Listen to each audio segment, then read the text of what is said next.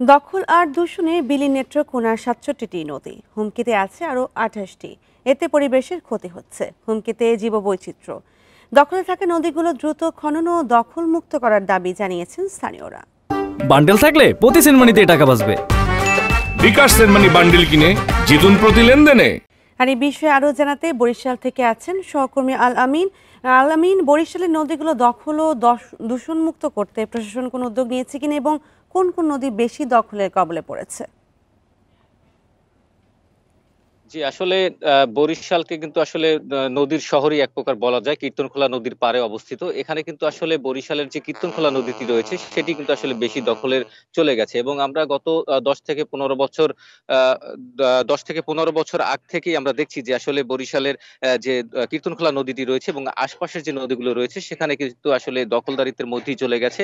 আমি এই মুহূর্তে যে রয়েছি বরিশাল কীর্তনখোলা নদীর পাড়ে, যেখানে রসুলপুর একটি বস্তি রয়েছে, সেটি যদি দেখানোর চেষ্টা করি, এটি দেখলে কিন্তু আপনি বুঝতে পারবেন যে আসলে কতটা দখল হয়ে গেছে বরিশালের এই কীর্তনখোলা নদী। সেক্ষেত্রে কিন্তু এই রসুলপুর বস্তিটি ১ম এ যে চর পড়েছিল এবং চর পড়ার পরে কিন্তু আস্তে, আস্তে এখানকার বাসিন্দা আসতে শুরু করে এবং তারা কিন্তু নিজেদের মতো করে আসলে ভরাট করতে থাকে এবং ভরাট করার পরে তারা নিজেদের বসতবাড়ি আসলে তৈরি করতে থাকে। সেক্ষেত্রে কিন্তু এখন বেশ কিছুটা নদীর মাঝখানেই চলে এসেছে এই বস্তিটি। শুধু এটি না, এর বাইরেও কিন্তু বরিশালের পলাশপুর থেকে শুরু করে বেশ কয়েকটি নদী তীরবর্তী যে এলাকাগুলো রয়েছে সেখানে কিন্তু আসলে এভাবেই দখল হয়ে যাচ্ছে। আরেকটি বিষয় হচ্ছে যে আসলে শুধুমাত্র যে এইভাবে বসতবাড়ি উঠছে সেগুলো না। এর পাশাপাশি কিন্তু নদীর তীরে কিন্তু বিভিন্ন দোকানপাট নির্মাণ করা হচ্ছে। যার ফলে কিন্তু আসলে এই নদী ধীরে, ধীরে আসলে পার মরে যাচ্ছে এবং সেই ক্ষেত্রে কিন্তু নদী ছোট হয়ে আসছে। এর পাশাপাশি বরিশালের যে শাখা নদীগুলো রয়েছে, কীর্তনখোলা পাশের যে শাখা নদীগুলো রয়েছে সেখানেও কিন্তু একই অবস্থা আমরা দেখেছি।